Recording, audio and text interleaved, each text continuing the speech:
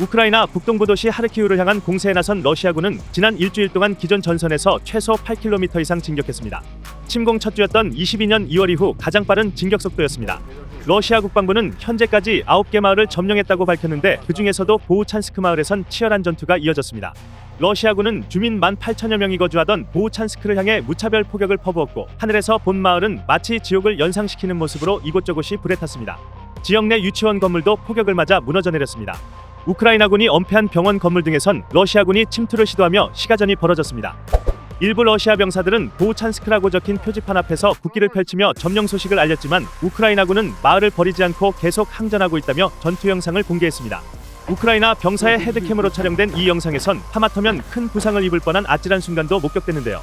주택 사이를 이동하던 우크라이나 병사가 건물 모퉁이로 머리를 내미는 순간 적군의 총알이 날아와 얼굴 앞 벽을 때렸습니다.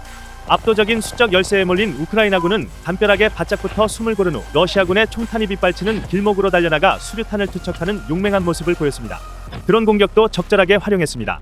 우크라이나군은 밀고 들어오는 러시아 장갑차나 병력을 향해 자폭 드론 공격이나 폭발물 투하를 시도했습니다. 우크라이나 국방부는 보우찬스크에서 100명 이상의 러시아군을 사살했다고 밝혔습니다. 그러나 결사 항전에도 불구하고 엄청난 병력과 물량을 쏟아붓고 있는 러시아군의 화력은 감당해내기 쉽지 않은 상황입니다.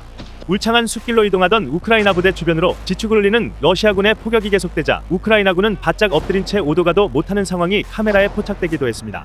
러시아군은 국경마을인 보우찬스크를 점령하고 이제 우크라 제2도시 하르키우 도심에서 불과 30km 떨어진 립시마을 점령을 앞두고 있다고 전했습니다. 반면 우크라이나군은 보우찬스크 마을 깊숙이 침투해 거점을 확보하려는 적의 계획이 좌절됐다며 정반대의 성명을 냈습니다. 서방 분석가들은 러시아군의 이번 공세가 하르키우를 완전히 점령하려는 시도는 아닐 것이라고 입을 모읍니다.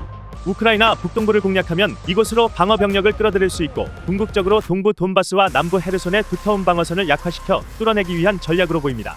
영국 매체 더선은 하르키우 공격을 통해 우크라이나 병력을 분산시키는 이번 공격이 러시아군이 오랫동안 준비해온 여름 대공세의 시작일 수도 있다고 분석했습니다. 볼로디미르 젤렌스키 우크라이나 대통령은 모든 해외 일정을 취소하고 하르키우를 방문해 대책을 강구한 가운데 블라디미르 푸틴 러시아 대통령은 중국을 방문해 러중 협력 관계를 공고히 했습니다. 정상회담에서 시진핑 중국 국가주석은 서방이 러시아의 안보를 훼손하고 있다고 비난하면서 러시아와 군사 외교적으로 무제한 협력을 이어가겠다는 의지를 내보였습니다. 중국의 기술적 도움을 받은 러시아군은 서방 제재를 비웃기라도 하듯 꾸준히 군사력을 늘려가는 가운데 우크라이나는 다가올 러시아군의 대공세를 막아내기 위해 고심하고 있습니다.